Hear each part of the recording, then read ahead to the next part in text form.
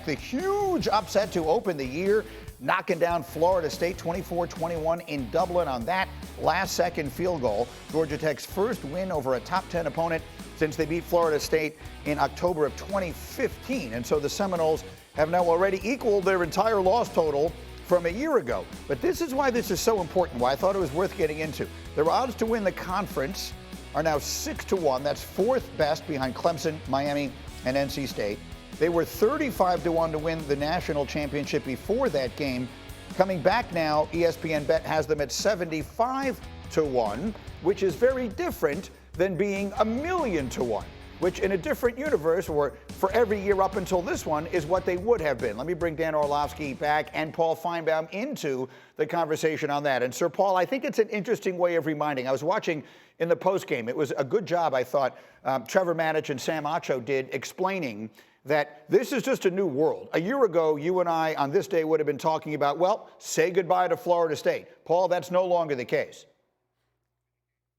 No, I mean, they're not in great shape, but the hyperbole is going to have to pause for a few minutes because, Greeny, one loss does not end your season. It's a conference loss, and I think that's the most important thing because in the new world, the ACC champion would end up getting a bid to the playoffs. So that puts them in a problematic situation. I think really ultimately where Florida State is in trouble is their schedule. They have Notre Dame later. Yeah. That plays for the at-large bid. They also have Miami, a number of other key games, so including Clemson. So they're in trouble. And, you know, their fans will not be able to sue their way into the playoffs this year like they tried last year. Dan, that was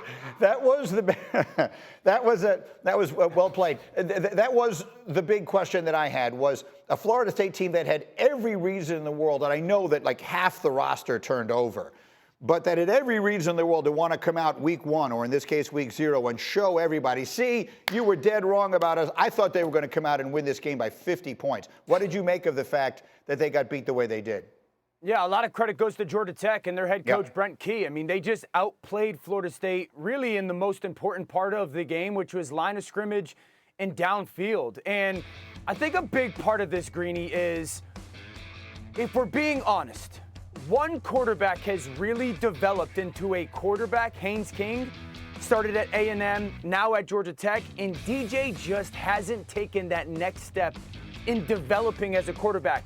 Still a really talented thrower that we saw at Clemson, and there was moments at Oregon State last year where you started to see it, but that was the real difference in the game for me at the quarterback position. One kid has really just gone on this trajectory and journey of developing as a quarterback, and DJ, still a really talented thrower of the football, hasn't really consistently developed as a quarterback. And to Paul's point, the schedule's a concern, but also the performance at that position has got to be in that conversation as well. That was a very entertaining start to the season, one way or the other. I wanted to also get a perspective from you guys on this huge story out of Colorado, and I saw so much written about it while I was away. A Denver Post columnist, Sean Keeler, has been banned by Colorado football from asking questions of Deion Sanders.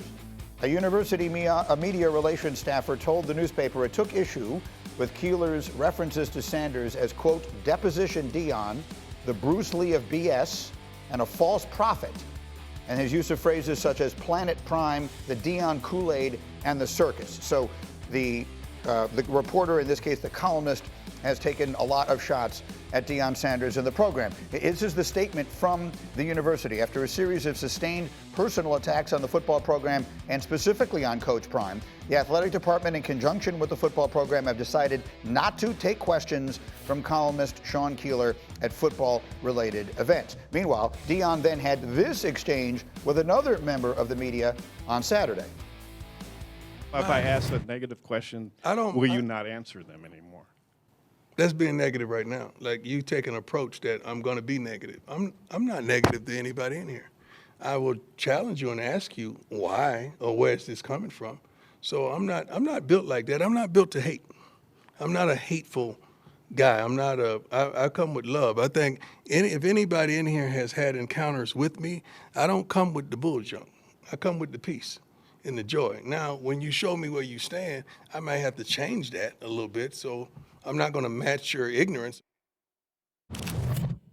So that exchange on Saturday, it is worth pointing out that Deion has unique language in his contract that says he is required to speak only with, quote, mutually agreed upon media. I happened to be in Colorado while I was on my vacation, so there was a lot of conversation about this. Paul, what was your reaction to it all? Coach Prime is showing he is not ready for prime time, Greeny. I find this whole thing to be disgraceful. Deion may want to talk about love and joy, and that's been the cornerstone of what he seems to be spewing out.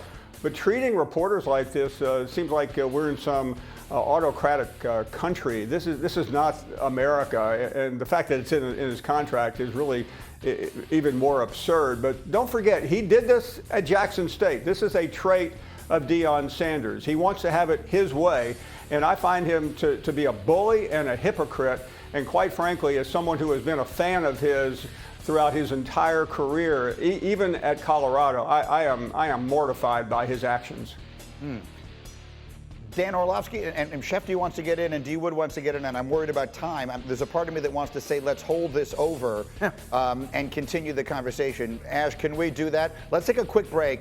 Everyone wants to get in on this, and I think it is worth making sure we have the time. So